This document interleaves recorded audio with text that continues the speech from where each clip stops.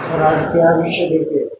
सबसे पहले तो आप पत्रकार साथियों का धन्यवाद जो लगातार हमारी मांग उठा रहे हैं। आपको जैसे पता है कि क्लेरिकल एसोसिएशन वेलफेयर सोसाइटी पिछले 3 से 3.5 वर्षों से अपनी जो ग्रेड पे की जो मांग को लेकर के धरना भी दिया है और संघर्षरत है। इसी कड़ी में हमारा कल 28 जुलाई को चंडीगढ़ सीएम आवास घेराव का कार्यक्रम था, जिसके कार्यक्रम से पहले ही सरकार द्वारा हमें 27 तारीख को chief principal secretary to CM Shri Rajesh Khullar ji ने मीटिंग के लिए बुलाया था। और उस मीटिंग में उन्होंने हमें फिर एक भरोसा दिलाया था कि आपका सोमवार से आपके 2 साथी हमारे पास डेप्यूट कर दीजिए और हम आपकी जो जायज मांग है उसको पूरा करेंगे और 5 तारीख तक आपकी एसोसिएशन को यह कंफर्म हो जाएगा कि आपको हम जो है आपका वेतनमान दे रहे हैं। उसी के निरंतर में उन्होंने कहा था कि आपका जो कल का जो सीएम आवास घेराव का जो प्रोग्राम है उसको आप एक बार स्थगित कर दीजिए। अगर आपको लगता है कि सरकार आपकी मांगों को नहीं मान रही है तो आप इसके लिए स्वतंत्र है। भविष्य में हमारी पीछे भी कई बार सरकार से मीटिंग हुई है। पिछले वर्ष भी हमारी 42 दिन की स्ट्राइक थी। उसमें भी जब उस समय के जो मुख्यमंत्री थे मनोहर लाल खट्टर जी, उन्होंने हमसे एक वादा किया था कि आपकी कार्य की समीक्षा करके आपका जो वेतनमान बनता है वो आपको हम देने का कार्य करेंगे। उसके लिए कमेटी बैठाई थी, परंतु कमेटी ने जिस विषय पे बैठाई थी उस विषय को छोड़ के उन्होंने कोई कार्य नहीं किया और उन्होंने एक पर्टिकुलर स्टेट का एक बेसिक पे उठा के हमारे ऊपर करंट रेट से थोप दिया, जिसका क्लेरिकल वर्क को कोई फायदा नहीं हुआ है। जिसके निरंतर में फिर हमने सरकार से पत्राचार किया और सरकार ने उस पर कोई संज्ञान नहीं लिया और जिससे फिर निराश होकर क्लेरिकल वर्क को दोबारा सड़कों पर उतरना पड़ा। करनाल में 7 जुलाई को हमने एक बड़ा प्रदर्शन रखा और अभी जो सीएम हैं श्री नायब सिंह सैनी जी, उन्होंने हमें मीटिंग के लिए बुलाया और उन्होंने फिर भरोसा दिलाया कि हम आपकी मांगों पे विचार करने के लिए तैयार हैं, आप आइए।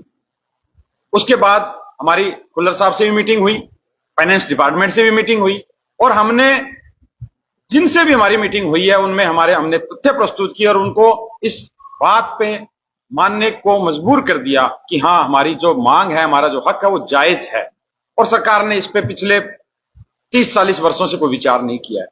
हमारा कैडर जो है उसका वेतनमान पे कभी विचार नहीं किया गया। उसकी ड्यूटीज रिस्पॉन्सिबिलिटी निरंतर बढ़ती जा रही है और आज भी हर रोज कोई नया पोर्टल हमारे ऊपर थोप दिया जाता है। हमारी जो क्वालिफिकेशन है उसको भी अपग्रेड कर दिया गया, परंतु जो हमारा ग्रेड पे है उसको आज भी वही का वही है, इक्वल टू ग्रुप डी। चाहे आप उसको बेलदार कह दो, चपरासी कह दो, आप कुछ भी कह दो, अभी भी जो क्लेरिकल वर्क से ग्रुप डी का वेतन देकर के उससे काम लिया जा रहा है। और सरकार ने एक हाई कोर्ट में एक अपना रिप्लाई सबमिट किया था, हमने एक केस किया था। उसके रिप्लाई में सरकार ने कहा था कि क्लेरिकल कैडर सिर्फ 3 ही कार्य करता है, डायरी डिस्पैच और रिकॉर्ड कीपिंग।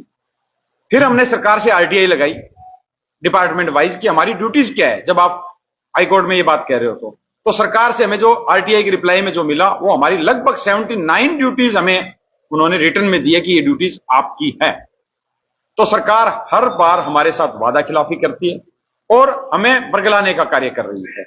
अब भी जो सरकार उसी कार्य पर लगी हुई है और हम आज आप साथियों के माध्यम से कहना चाहते हैं सरकार को कि इस बार भी सरकार ने अगर वही रवैया रखा हमारे साथ तो क्लेरिकल वर्क एक बार फिर सड़कों पर उतरने के लिए तैयार है और पिछले वर्ष का जो आंदोलन था उससे भी बड़ा आंदोलन देखने को मिलेगा। हम नहीं चाहते कि हमारी वजह से कोई नागरिक परेशान हो, क्योंकि वो हमारे परिवार हैं, परंतु सरकार हमें बार बार मजबूर कर रही है। हम हर सरकार की हर मीटिंग के लिए तैयार हैं, हर वार्ता के लिए तैयार हैं, तथ्यों के साथ तैयार है। हमारी कोई नाजायज मांग नहीं है, हमारी सिर्फ एक ही मांग है, हमारे कार्य की समीक्षा कीजिए, अगर हमारा वेतन बनता है तो हमें दीजिए। जब वेतन देने की बात आती है तो सरकार बार बार बजट का रोना रोती है। तो हम सरकार से यह भी कहना चाहते हैं, जब आप और नई स्कीमें लॉन्च करते हो तब आपके पास बजट कहां से आता है? अन्य वर्गों का जब आप वेतनमान बढ़ाते हो तब आपके पास बजट कहां से आता है? क्या एक क्लेरिकल कैडर के लिए ही बजट की समस्या है? बजट की कोई समस्या नहीं है। मुख्यमंत्री साहब बार बार कहते हैं कि हमारे खजाने में कोई कमी नहीं है और आपको भी पता होगा कि पूरे भारत में हरियाणा का जो रेवेन्यू है सबसे ज्यादा है और उसमें सबसे बड़ा योगदान कर्मचारियों का भी है, क्योंकि हर एक जो कार्य सरकार की जो नीतियां हैं उनको चलाने का काम क्लेरिकल वर्क करता है। जीरो से लेकर के ऊपर तक हर कार्य को क्लेरिकल वर्क पहुंचाता है, सरकार की नीतियों को पब्लिक तक क्लेरिकल वर्क पहुंचाता है और उसमें हम हर दिन सरकार के साथ खड़े रहते हैं। जब भी कोई नई स्कीम आती है, क्लेरिकल वर्ग ने आज तक किसी चीज के लिए मना नहीं किया है, परंतु जब वेतन देने की बात आती है तब सरकार हमारे साथ हर बार वादा खिलाफी करती है, धोखा करती है और आज भी क्लेरिकल वर्ग को एक मजदूरी देके उससे कार्य लेने का काम कर रही है। हमारा जो वेतन है उससे कहीं ज्यादा एक मजदूरों का वेतन है। तो हम आज फिर आपके माध्यम से सरकार से कहना चाहते हैं कि 5 तारीख तक हमने हमारा जो कार्यक्रम है उसको पोस्टपोन किया है, हमने उसको रद्द नहीं किया है। अगर सरकार 5 तक इस पे कोई सकारात्मक हमें निर्णय नहीं लेती है, 5 अगस्त को कैबिनेट की मीटिंग है, हमें ये भरोसा दिलाया है कि उसमें आपका जो है वेतनमान पे हम निर्णय लेंगे। अगर नहीं लेती है तो क्लेरिकल वर्ग फिर एक बार सड़कों पे आपको मिलेगा उतरा हुआ।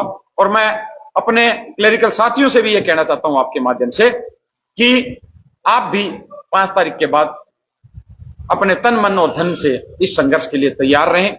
हम तब तक नहीं रुकेंगे जब तक हम अपना हक नहीं ले लेते सरकार से, जो हमसे कार्य करवा रही है उसके बदले हमें वेतन नहीं दे देती सरकार। हम नहीं रुकेंगे, हम लगे रहेंगे, चाहे उसमें हमें जो भी हमारा बलिदान देना पड़े, हम उसके लिए तैयार हैं। 10-12 दिन आप लोगों ने हड़ताल की, क्या और संगठनों का भी आप लोगों को भी साथ मिला है? हमें सभी संगठनों का पूरा सहयोग मिला है और आज भी उन संगठनों से हमारे पास बात होती है तो कहते हैं कि आप अपनी लड़ाई को जारी रखिए, जब भी हमारी आवश्यकता होगी हम आपके साथ कंधे से कंधा मिलाकर हम आपके साथ तैयार करें। सब कर्मचारियों के मुद्दे यही हैं और कोई अलग से हमारी कोई मांगे नहीं है, हमारे सबके कॉमन मुद्दे हैं।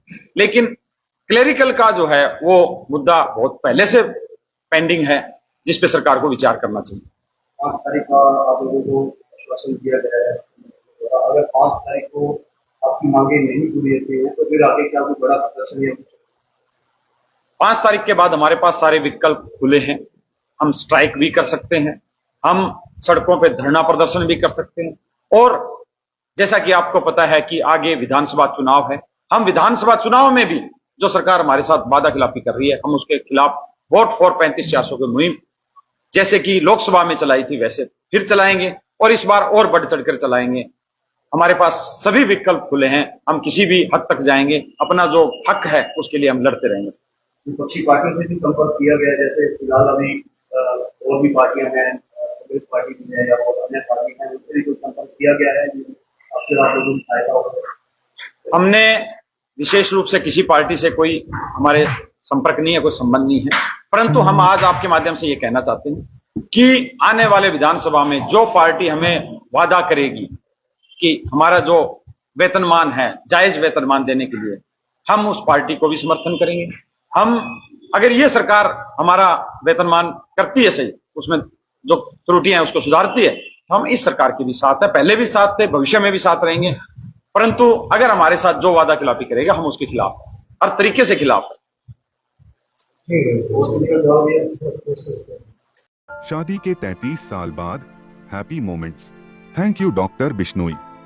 National fertility centre, Tayal Bagh, Hisar, Haryana.